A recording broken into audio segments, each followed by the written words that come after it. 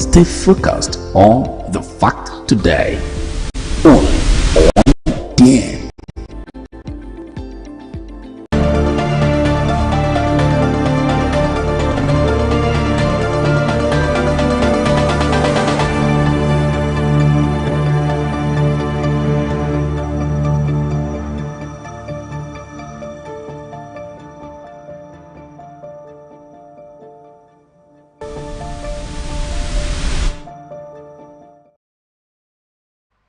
Hello viewers and welcome to this fresh episode of ATN Business on Atlantic Television Network right here in the city of Port Harcourt. This is the network's medium of bringing the happenings in the economic sector of our society to the discerning viewers, and bringing to the doorstep of the viewers the business, financial and economic activities from all strata of society. Is accentuated through these various stock exchanges across the world. News about government economic activities, private sector business activities, and laced with expert opinions and stakeholders analysis and correspondence reports. But before today's bulletin is presented, first the headlines. Nigerian breweries to raise $600 billion. In aviation sector, Air Peace announced capacity to increase for Lagos-London route. In data management, NITDA cautions Nigerians on scanning QR codes. On health matters, federal government to procure and maintain radiotherapy equipment. We'll go for a very short break, and when we return, we'll reel out the details. Stay tuned. From the line across the ocean to the land beyond the mountains, through the Sahara, we bring on sport news, live analysis, expert discussions on trending stories in politics, business, socio-economy, sport, and documentaries. So catch all the updates on the happenings around the globe. Stay focused on the fact today. Only on ATN.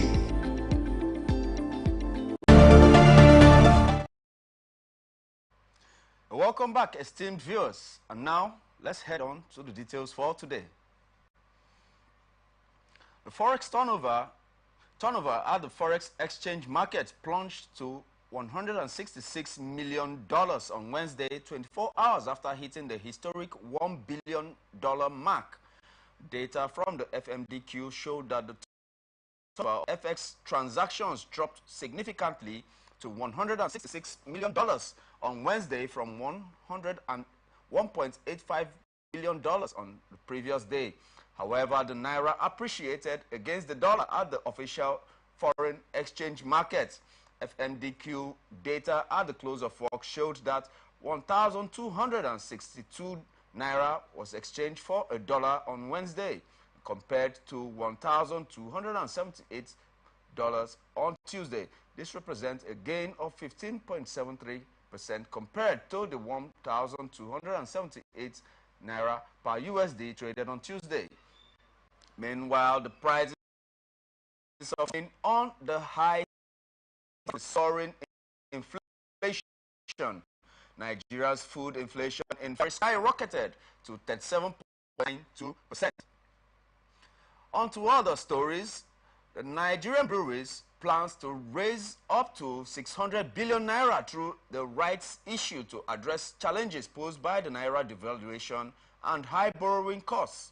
The company secretary of the Nigerian breweries, Uwaobi Ogbabaku, disclosed this in a notification sent to the Nigerian Exchange Limited, the NGX, in Lagos. Mr. Abebaku stated that the aim was to strengthen its balance sheet and reduce debt, highlighted a loss of 100 billion naira in 2023. He noted that the decision was reached at a specially convened meeting of the board of directors of the held on Tuesday.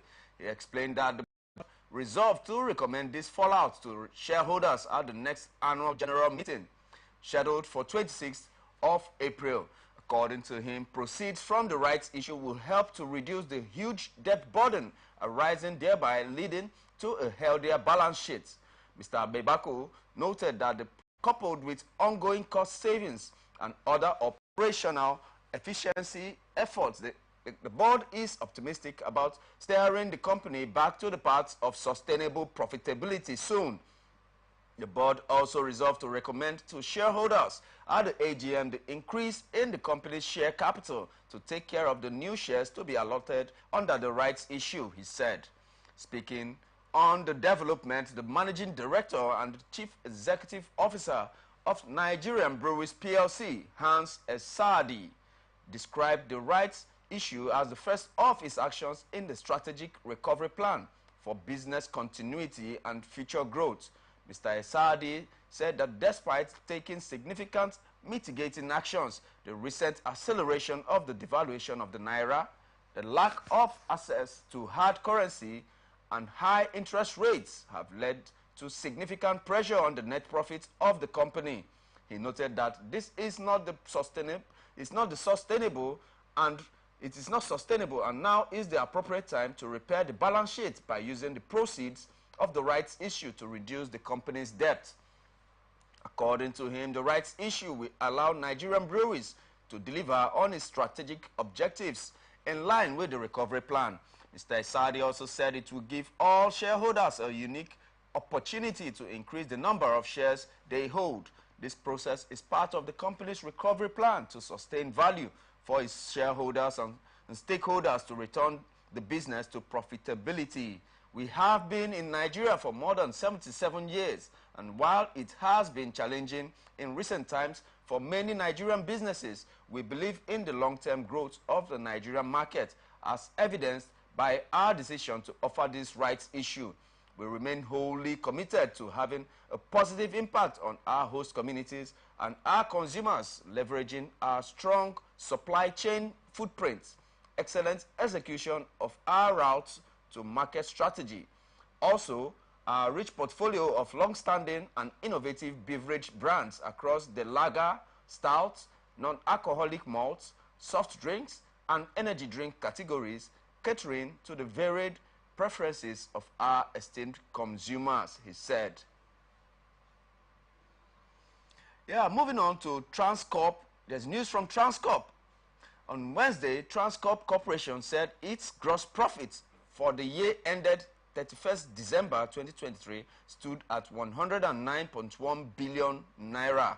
The figure represents a growth of 66.0% against 67.77 billion naira recorded in the same period of 2022. This was contained in the company's audited financial statement for the year ended 31st December 2023, sent to the Nigerian Exchange Limited in Lagos. The statement was signed by the chairman of the board of directors, Tony Elumelu, acting chief financial officer, Olumuyiwa Awe, and the Transcorp president, Owen Omogaifo. Mr. Elumelu said that the company's profit for the year went up by 93% to 32.5 billion naira in the year ended 2023 from 16.84 billion naira recorded in 2022. The chairman stated that the operating profit for the group, which opened at 46.57 billion, also rose 46.57 billion naira, also rose by 75% to 81.4 billion naira in the year 2023. He said that the group generated 197.0 billion naira as revenue for the year under review, indicating an increase of 47.3% compared to 133.7 billion naira of the same year in 2022. According to Transcorp's profit before tax, the year under review stood at 58.8 billion naira compared to 30.4 billion naira posted in the previous year. He, however, disclosed that the group recorded 8.7 billion naira net foreign exchange loss on foreign currency borrowings, indicating a 110% increase from 4.1 billion naira posted in the year 2022. The major driver of the group's revenue in the year is its power subsidiary, Transcorp Power, which recorded a revenue of 156 billion naira. Also, Transcorp Hotels, the group's hospitality subsidiary, generated 42 billion naira in revenue.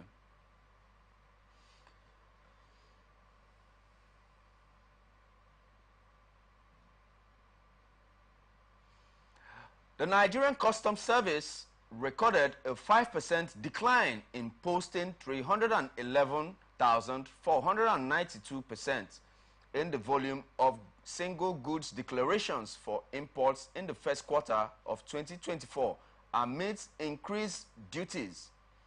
The NCS disclosed this in its first quarter of 2024 report released on Wednesday. The figure showed a 15,999% decline from the 327,492% recorded in first quarter of 2023.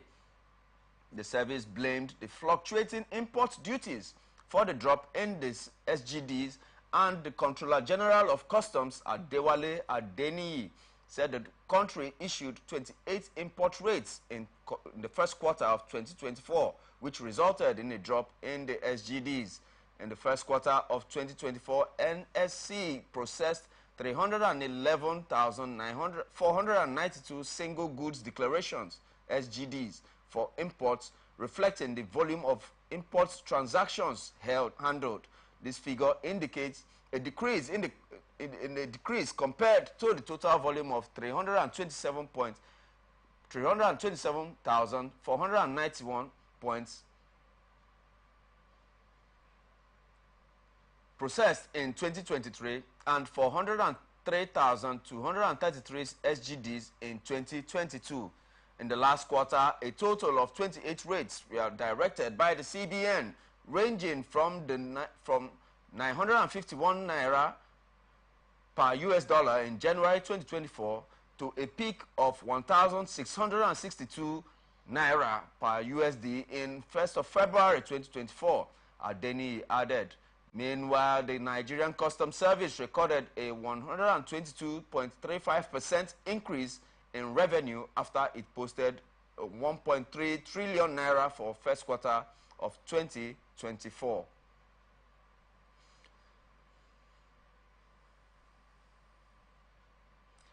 Moving on to the Binance issue, we got reports concerning Binance. The Federal High Court in Abuja is set to arraign Binance executives Tigran Gambaryan and Nadeem Anjarwalla, the one who escaped, on Thursday.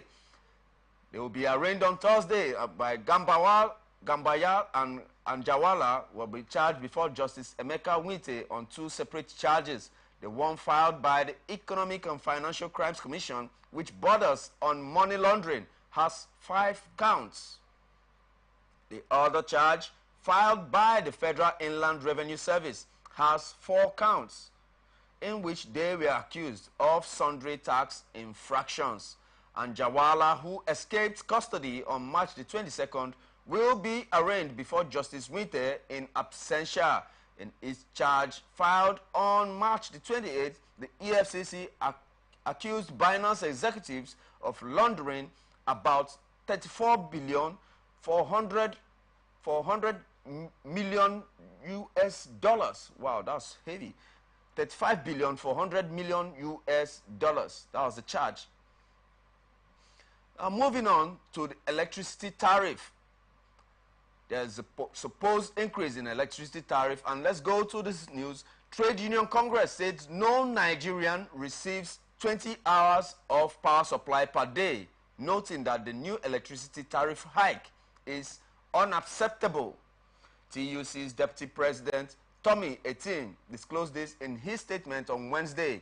Recall that the Nigerian Electricity Regulatory Commission approved a 250% electricity tariff hike for electricity consumers in Band A, homes in urban areas. NERC said that customers with the 20-hour power supply, which falls under Band A, will pay 225 naira per kilowatt from 68 naira. Wow. However, TUC has faulted the Nigerian government, saying it is only interested in revenue generation at the expense of citizens' survival. Wow, you took that out from my mind. Revenue generation at the expense of citizens' survival as the key word. We are open for adverts, placements, and bookings and commercials, and you can still connect with us to do business on ATM Business. Connect with us and watch us on our ATM socials. Facebook and YouTube, Atlantic Television Network. Instagram and TikTok, Atlantic TV Network 1. On X, formerly Twitter, we are on Atlantic TV Net, and watch us live on our website, www.atlanticnetwork.tv. We'll be waiting to hear from you. Let's do business together. Moving on, Air Peace announces that its capacity has increased for the London-Lagos route. Air Peace, a Nigerian airline, has announced an increase in capacity in response to the surging demands. This was disclosed via the airline's official Facebook handle and account on Wednesday. The more seats now available, travelers interested in flying to London with Air Peace have additional options to choose from. The statement read, "Due to the overwhelming demand and interest in our London route, we have decided to increase the capacity on the route. This means that more seats are now available. Air Peace would like to thank the Nigerian population, both in Nigeria and in the United Kingdom, for their support. We do not take it for granted, and we will be doing our best to continue to make the whole country proud." The airline conducted its inaugural flight to London with 260 passengers on board a Boeing 777, which has the capacity of 274 seats. On Saturday, the route will be served daily from Lagos. The move has disrupted market dynamics, prompting foreign airlines that previously enjoyed exclusivity on the route to reconsider their pricing strategies. That's a nice one coming from Air Peace. Yes. Now, going on to information and data management, the National Information Technology Development Agency, NITDA, has issued a cautionary alert to Nigerians, advising them to exercise caution when scanning QR codes due to the surge in fraudulent activities orchestrated by scammers. In its latest advisory posted on its official X handle and account on Sunday, the agency highlighted that alarming trend of malicious actors exploiting QR codes for various fraudulent schemes, including phishing scams, payment fraud, data theft, and identity theft. QR codes, commonly recognized as machine-readable codes, composed of black and white squares, which are typically used for storing URLs or other information accessible by smartphone cameras. The advisory serves as a reminder for users to remain vigilant and implement necessary precautions before scanning QR codes to mitigate the risk of falling victim to cybercrimes. Part of the advisory noted that QR codes, while fast and convenient for quick access to information and actions, have unfortunately become a tool exploited by scammers for fraudulent activities. These activities take various forms and are designed to lure unsuspecting users into scanning them.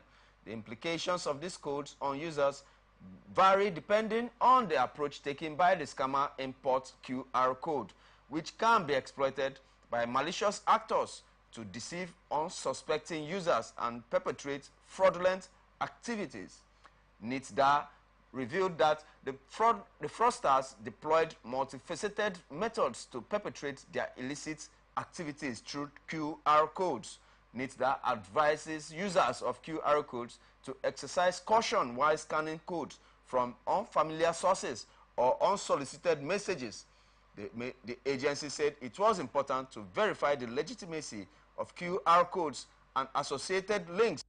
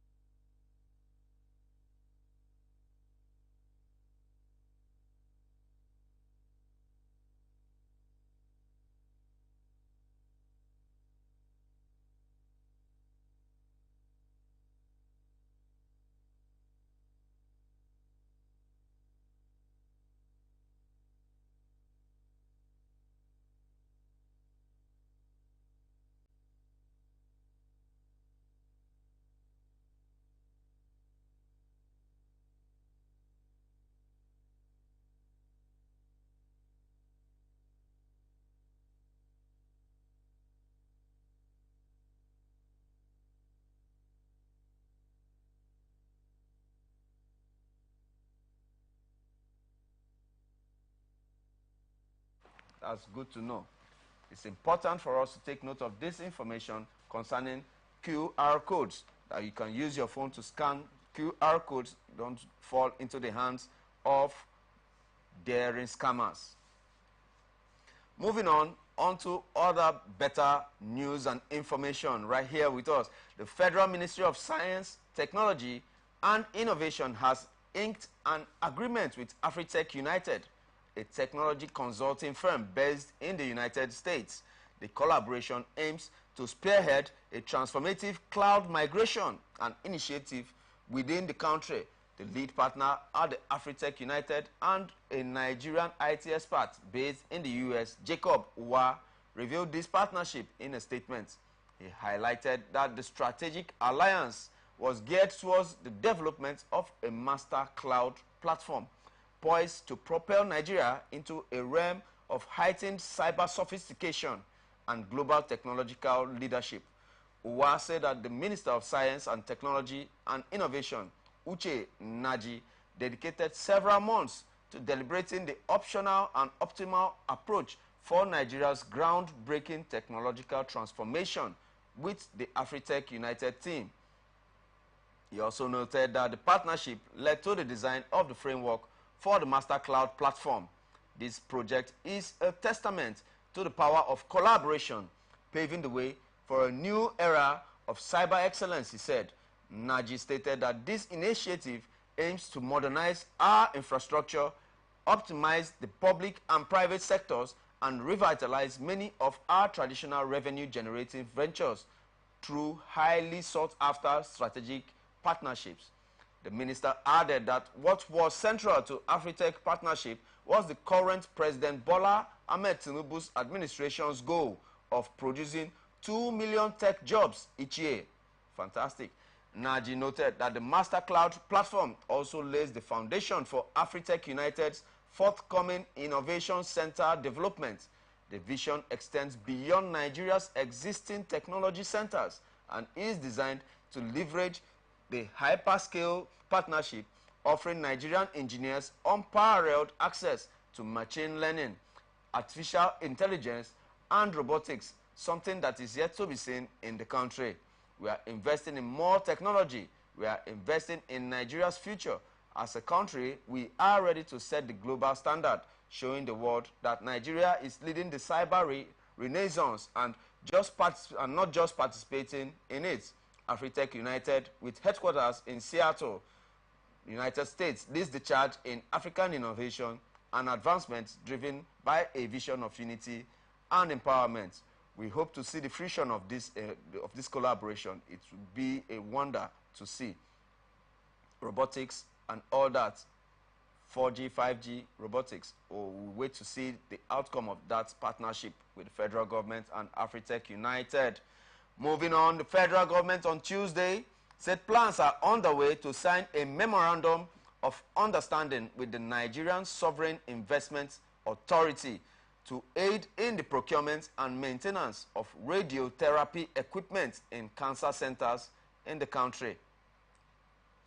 The Director General, Nigeria National Institute for Cancer Research and Treatment, Professor Usman Aliyu, disclosed this in Abuja at the City Cancer Challenge Initiative Stakeholders Mapping and Engagement Workshop. Radiation therapy, also called radiotherapy, is a type of cancer treatment. It is used to treat cancer and ease cancer symptoms. When used to treat cancer, radiation therapy can cure cancer, prevent it from returning, or stop or slow its growth. According to Aliyu, who represents the Minister of State for Health, Dr. Tunji Alausa, at the workshop, the NSI Lagos University Teaching Hospital Cancer Center has the best cancer equipment in the country, and the federal government aims to replicate what is obtainable there in other centers. Aliyu said this was in line with President Bola Tinubu's directive to upgrade the six cancer centers in the 6 geopolitical zones of the country. He noted that the burden of cancer continues to increase in Nigeria, posing a significant threat to the population's health and well-being. He added that according to the 2022 Global Cancer Observatory report, 127,763 new cancer cases were diagnosed, with 79,542 mortalities recorded in Nigeria.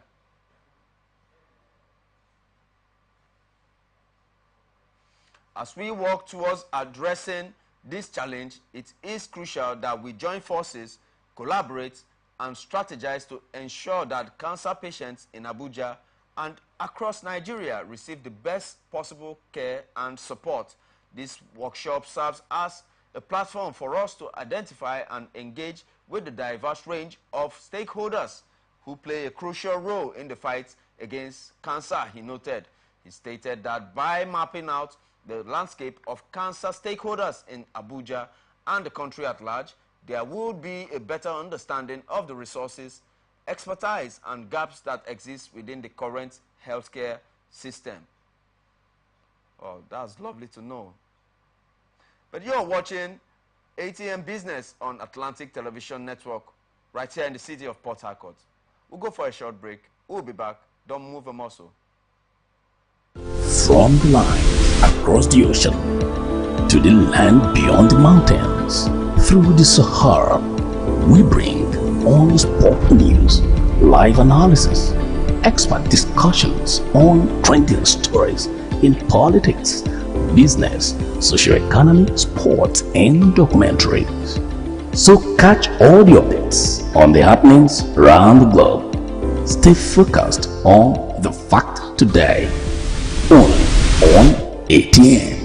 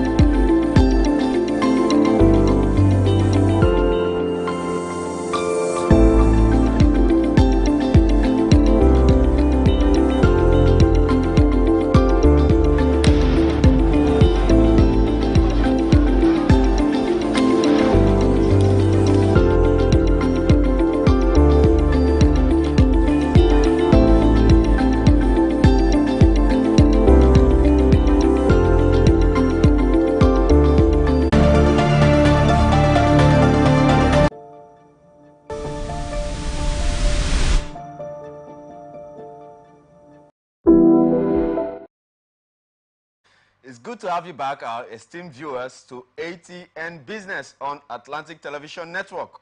And now to the rest of our stories for today. The global shares index and the rise of the benchmark of the U.S. crude oil for May delivery rose by 28 cents to $85.42 per barrel on Wednesday. Brent crude for June delivery rose by 43 cents to $89.35 per barrel.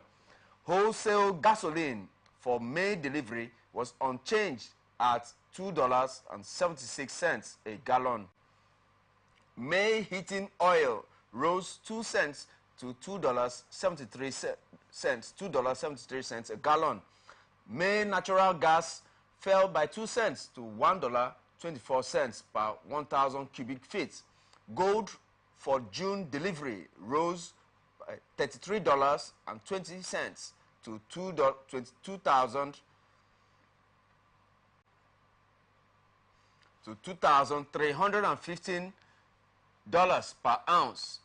Silver for May delivery rose by $1.14 to $27.06 per ounce, and May copper rose by 12 cents to $4.19 per pound. The dollar rose to 151.69 yen from 151.61 Japanese yen.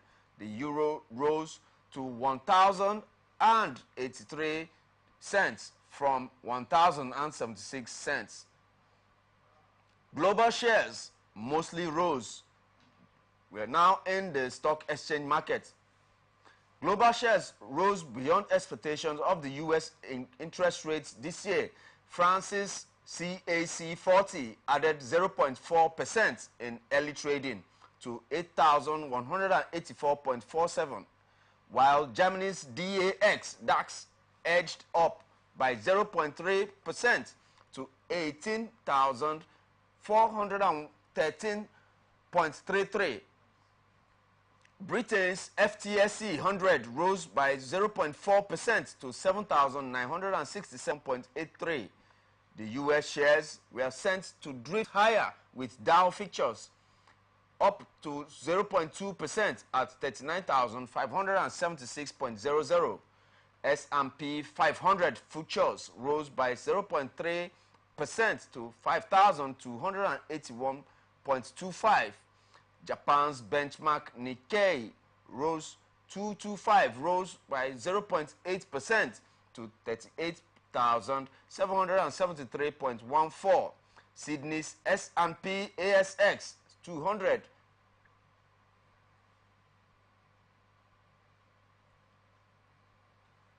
rose by 0.5% to 7,817.30. South Korea's Kospi added 1.3% to 2,742.00.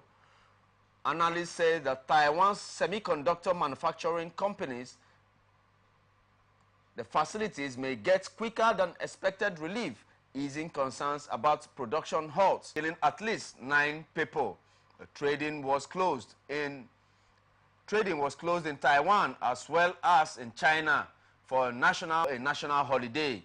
Market participants took comfort in the weaker than expected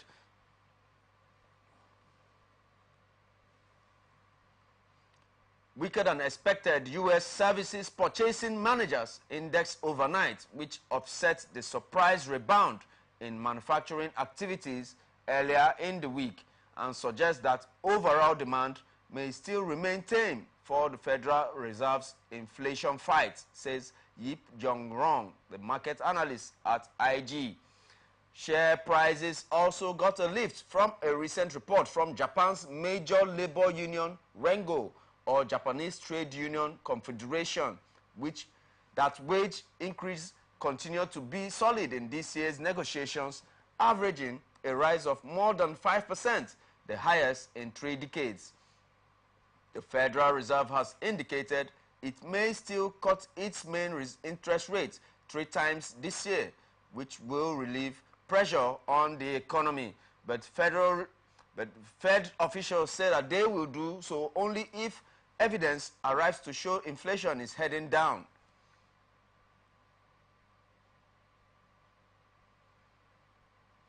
Show that inflation is heading down towards their goal of 2% inflation rate.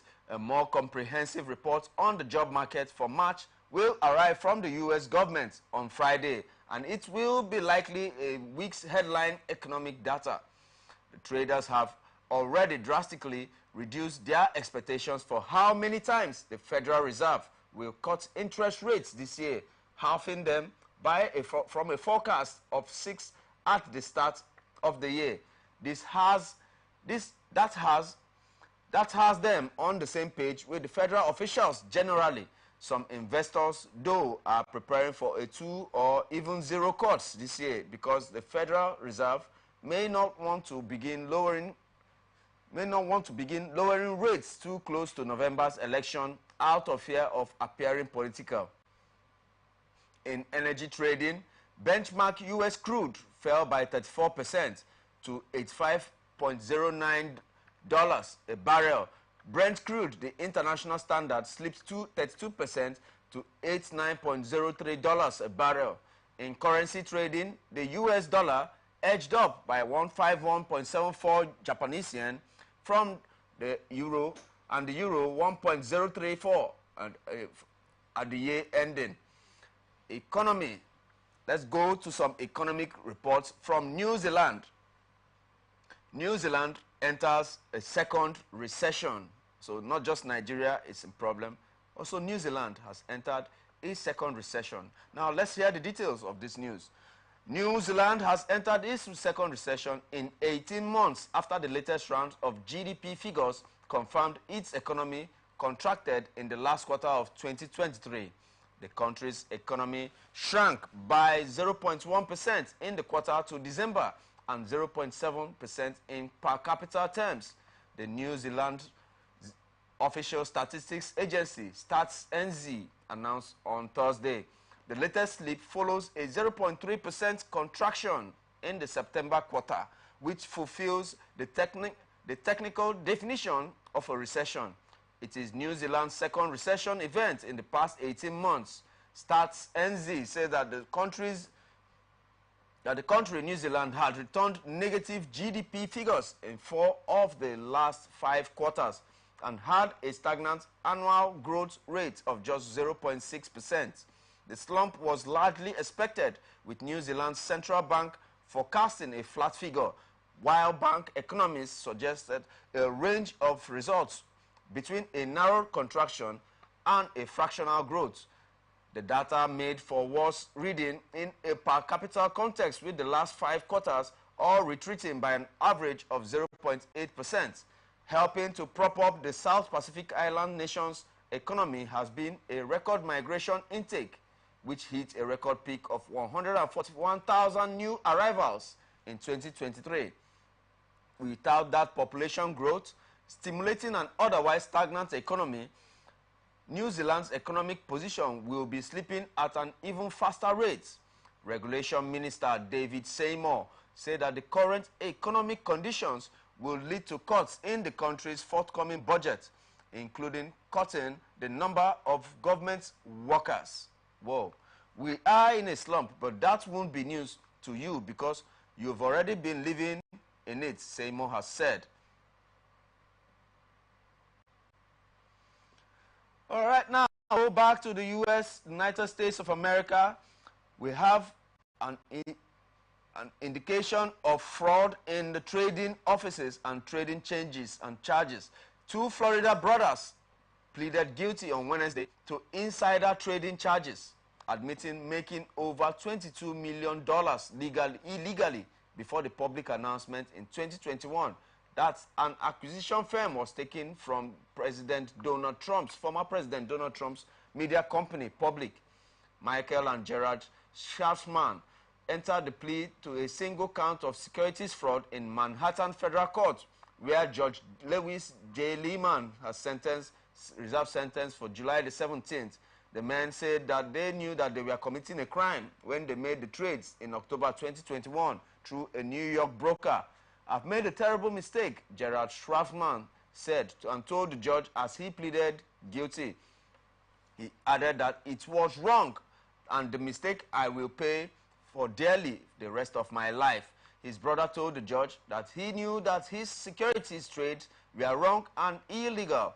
The indictment against them did not in any way implicate Donald Trump, who is seeking the presidency this year, or Trump Media and Technology Group, which owns his Truth social media platform and began trading on Nasdaq stock market on March the 26th. Trump has a 60% stake in the company. According to the indictment, the two men invested millions of dollars in the securities of the special purpose acquisition company, Digital World Acquisition Company and Corporation, after they were tipped off that a potential target of DWAC and another acquisition company, Benesere Capital Acquisition Corporation, was Trump Media. Authorities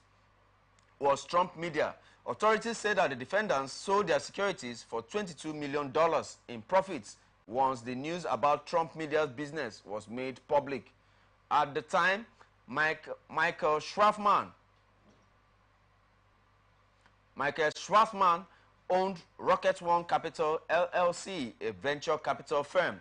According to court papers, the men shared their secrets with friends and employees who also bought tens of thousands of units of securities ahead of the merger announcement with Trump Media and Technology Group. Typically, a special purpose acquisition company is formed for the intent to merge with a private company. The merger and public trading of Trump Media and Technological Company was eagerly anticipated by Trump's political supporters, who viewed Truth social media platform as a worthy response to Trump's temporary ejection from some social media platforms after the January 6, 2021 insurrection at the U.S. Capitol. Michael Schwarzman, 53 years of age, of Sunny Islands Beach, Florida, and his brother Gerald Schwarzman, 46 years of age, of Ventura, Florida, remain free on bail while they await their sentencing. They were both arrested last June. Federal sentencing guidelines in plea letters signed by the men recommended that Michael Schwarzman receive about 4 years imprisonment and his brother spent at least 3 years behind bars. The deals also called for Michael Schwarzman to forfeit $18.2 million in profits for his brother, and for his brother to relinquish $4.6 million.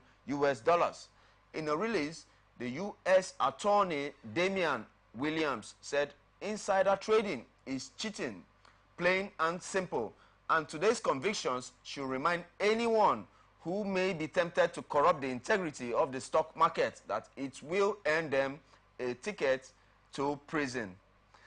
And with that story of the Schwarzman brothers and their ideal insider trading scam, we come to the end of today's report on ATN Business on Atlantic Television Network right here in Port Harcourt. I am Raymond Ken Mbata. We are still open for advert placements, bookings, and commercials. Connect with us on our ATN socials, Facebook and YouTube, Atlantic Television Network, Instagram and TikTok, Atlantic TV Network 1, on X, formerly Twitter, Atlantic TV Net, and just live on our website, atlanticnetwork.tv.